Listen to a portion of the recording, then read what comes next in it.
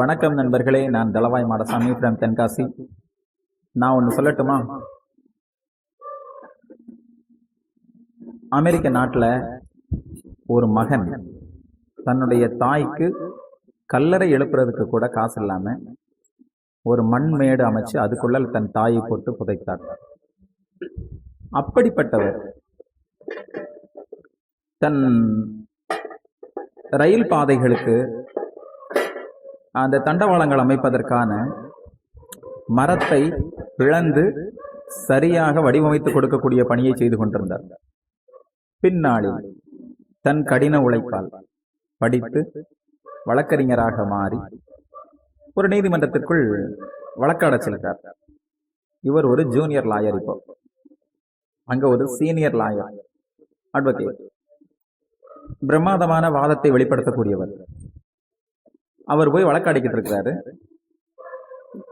ஒரு கட்டத்தில் அந்த சீனியர் லாயர் எனக்கு இவனுடைய முகத்தை பார்க்கறதுக்கே பிடிக்கல, இவன் ஒரு குரங்கு முகம் மாதிரி இருக்கு, இவனுடைய முகத்தை நான் பார்த்துட்டேன்னு சொன்னா என்னுடைய வாதங்கள் எல்லாத்தையும் சரியான வகையில் வெளிப்படுத்த முடியாது அப்படின்னு சொல்லி அவமானப்படுத்துறாரு.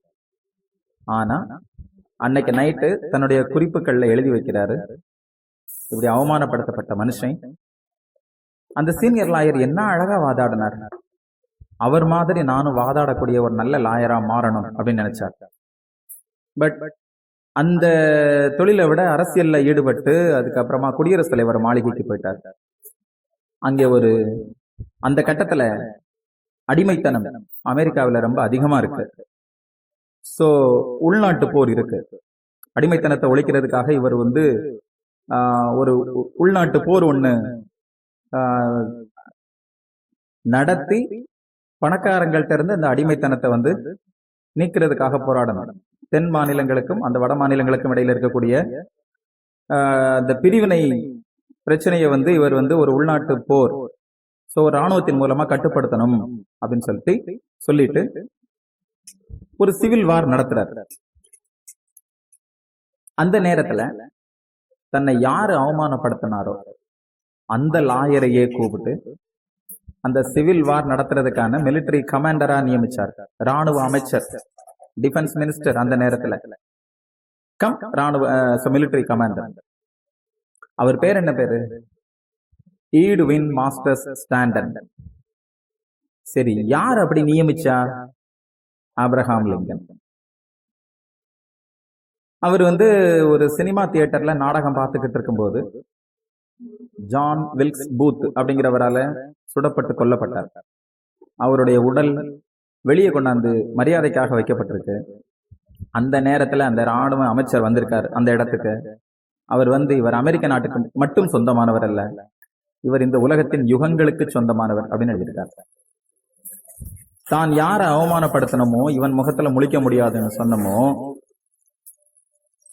அவரையே இவர் என்ன சொல்றாரா, இவன் பெரிய யுகங்களுக்கு சொந்தமானவன் அப்படின்னு சொல்லி புகழ்றார். அப்படி புகழ்ந்தவர் தன் நிலையில் இருந்து இறங்கி வந்திருக்காருன்னு எடுத்துக்கலாம். புகழ்வதற்கு காரணமாக இருந்த ஆப்ரஹாம் லிங்கன் தன் நிலையில் இருந்து உயர்ந்து வந்திருக்கிறார் அப்படின்னு எடுத்துக்கலாம். எப்பவுமே ஒரே இடத்துல இருந்தா நம்மளை யாருக்கும் தெரியாது. அடுத்தடுத்த ஸ்டெப் வச்சுக்கிட்டே இருக்கணும். நம்முடைய செயல்பாடுகள் நம்மை பற்றிய விமர்சனங்களை கூட்டும் அல்லது குறைக்கும். பிளஸ் பண்றதா மைனஸ் பண்றதான்றத நம்ம செயல்பாடுகள் தான் தீர்மானிக்கணும். அத நம்ம கிட்ட இருக்கக்கூடிய ஸ்டூடெண்ட்ஸ்க்கும் சொல்லுவோம், மற்றவங்களுக்கும் சொல்லுவோம். நன்றி நண்பர்களே.